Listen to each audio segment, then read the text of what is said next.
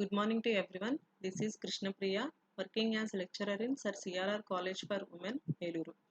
We are going to deal Botany Paper 6. The title of this paper is Plant Ecology and Phytogeography. In this session, we are going to discuss about ecosystem ecology, which is a second unit. What is an ecosystem? A biotic community lives in an environment. It is a community or group of living organisms that live in and interact with each other in a specific organisms. Means in a community, a group of living organisms or a number of living organisms that may live in and also it interacts with each other in a specific environment is called as ecosystem. The term ecosystem was coined by Sir Arthur Tansley in 1935. An ecosystem is a community of living things and a non-living environment. Means in an ecosystem, a community of living organisms or living things and also their non-living environment. In ecosystem, it contains living things as well as non-living environment. and as may and maybe as large as a desert is a large ecosystem, so we are calling desert is a large one, or as small as puddle means nothing but rain water which is present on the land. See in this picture we can see the puddle, that means nothing but the rainwater which is present on the land, and it is also an ecosystem, a small ecosystem. So desert is the largest ecosystem and puddle is the smallest ecosystem. Next, an ecosystem must contain producers, consumers, decomposers and dead and inorganic matter. In an ecosystem, it contains the producers. Producers means nothing but plants, green plants. Consumers. Consumers means it contains some animals and which depend on producers for food. Next, coming to decomposers. Decomposers, example for this decomposers, we can say bacteria and fungi. These acts on dead plants and animals uh, to obtain their food from the dead plants and animals. All ecosystems require energy from an external source. External source is usually the sun. A community of plants depends on sunlight for energy. We all know that plants depend on sunlight for energy as well as to prepare food during photosynthesis. Next, in this picture, we can see the mode of nutrition in animals. Here, we can see the producers, nothing but green plants. Those green plants, it requires energy from the sun. And also we can see the consumers also. Consumers means it is divided into primary consumers, secondary consumers and tertiary consumers. And these consumers are also again divided into herbivores, omnivores and carnivores. The primary consumers, it depends on plants for food, as well as the secondary consumers, it depends on primary consumers for food.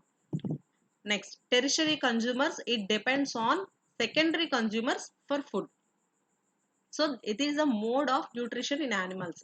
And coming to decomposers, it acts on dead plants or animals to obtain food and energy. Next, in this picture, we can see some of the herbivores, carnivores and omnivores. Herbivores means the animals which depends only on plants is called herbivores. Next, coming to carnivores. Carnivores means the animals which depend on another animals for food, like herbivores. Next, coming to omnivores. Omnivores means it will eat both the plants and also animals as well as meat.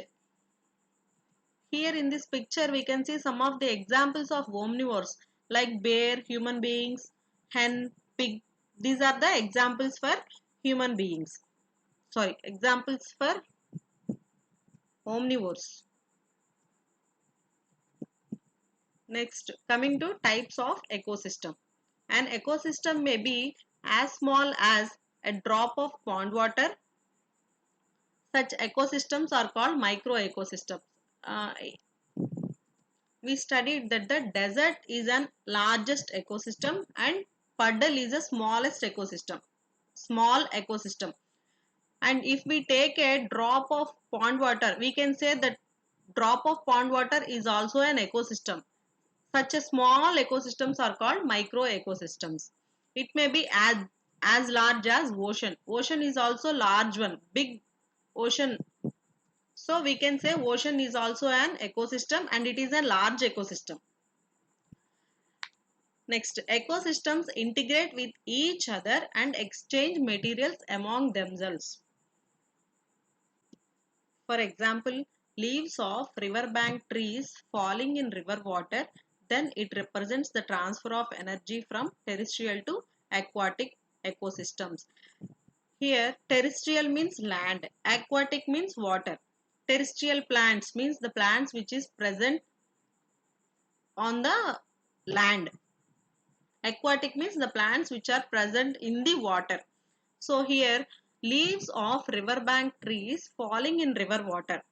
So river bank మీద ఉన్న trees యొక్క leaves అనేవి ఎప్పుడైతే water ఎకోసిస్టంలో river వాటర్లో పడిపోయినప్పుడు so ఇక్కడ ఏమి represent చేస్తుంది then it represents the transfer of energy from terrestrial to aquatic ecosystems. Similarly, terrestrial birds dive to catch fishes in water bodies. Some of the birds it dive into the water bodies because to catch the fishes. Here also it represents the transfer of energy from terrestrial to aquatic ecosystems. Thus the whole earth is considered to be a giant ecosystem. Next, types of ecosystem. The ecosystem is divided into two types, man-made ecosystem and natural ecosystem. Example for this man-made ecosystem is cropland and aquarium. Next, coming to natural ecosystems. These natural ecosystems is again divided into two types, aquatic ecosystem and terrestrial ecosystem. Example for terrestrial ecosystem is forest ecosystem, desert ecosystem and grassland ecosystem. Next, coming to aquatic ecosystem. It is again divided into two types, marine ecosystem and freshwater ecosystem. Marine means salt water. Example for this marine ecosystem is seas and oceans. Freshwater ecosystem. It is again divided into lentic and lotic. Lentic means standing water like lake, pond. These are the examples of lentic water. Next, coming to lotic means running water. The water flows like rivers, streams. These are the example for lotic water. So these are the types of ecosystem. Next, coming to ecosystem components. An ecosystem consists of two types of components, biotic and abiotic.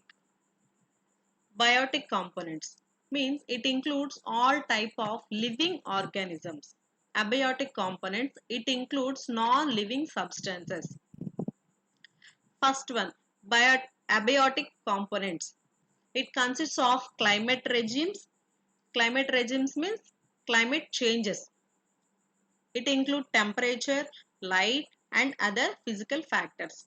Next one, inorganic substances such as carbon, nitrogen, oxygen, phosphorus. These all are involved in mineral cycles.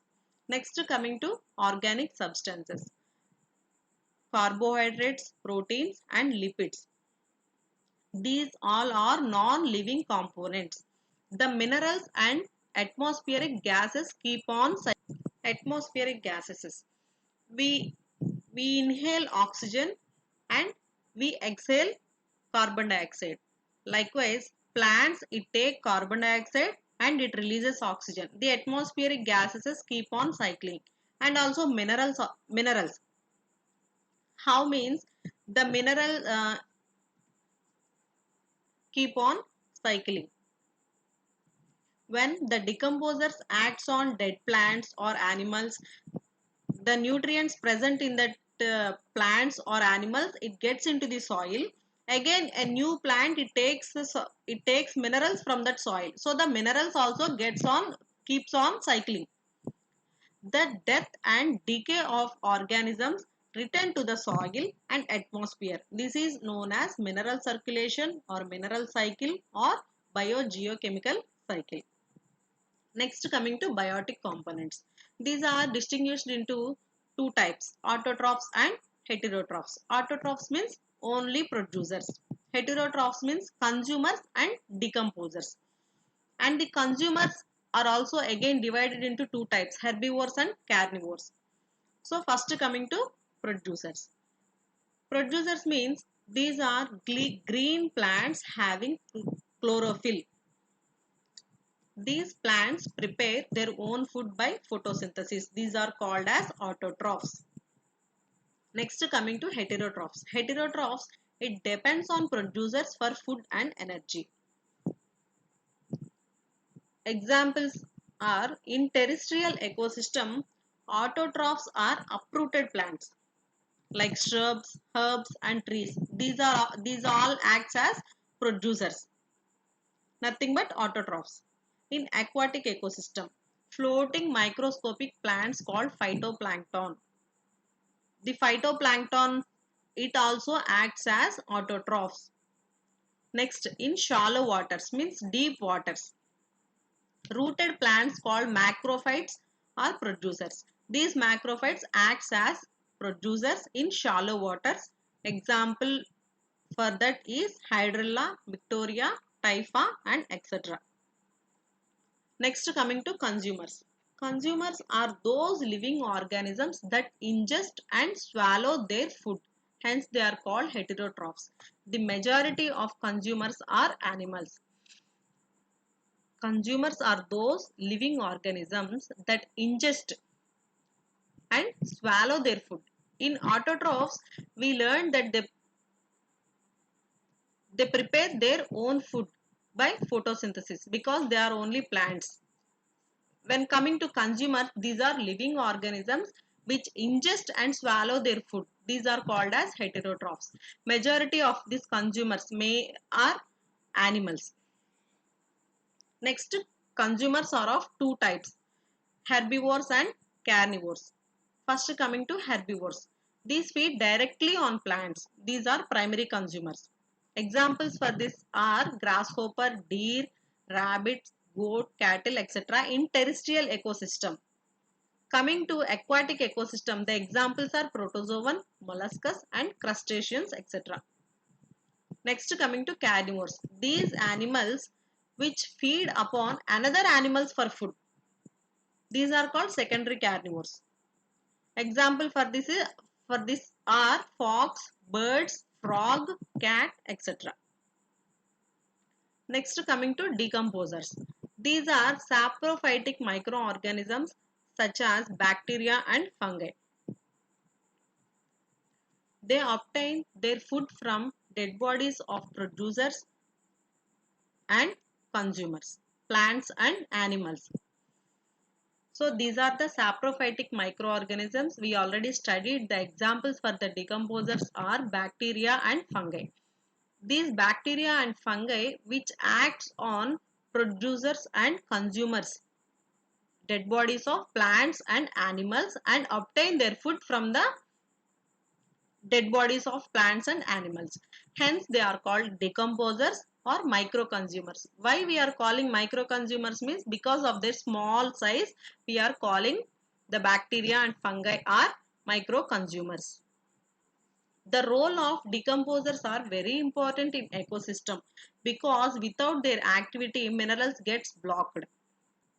We already discussed that the bacteria and fungi which acts on dead bodies of producers and consumers, they obtain their food from their dead bodies and minerals it enter into the soils. Again then a new plant it uptake the minerals from the soil. So the minerals cycling goes on. In an ecosystem, the role of decomposers are very important. Without decomposers, the minerals gets blocked. In this picture, we can see some of the examples of producers, consumers and decomposers. Producers are nothing but plants. Consumers are animals which depends on producers for food. The consumers are again divided into two types: herbivores, omnivores, and also carnivores. Next, coming to decomposers. These decomposers which acts on dead bodies, dead plants or animals, and obtain their food from dead plants or animals. Next, summary. In this session, we have studied about ecosystem. What is an ecosystem? And types of ecosystem. How many types of ecosystems are there? And components of ecosystem. Means producers, consumers and decomposers. Next, reference. You can refer a textbook of botany by Vivek. Thank you.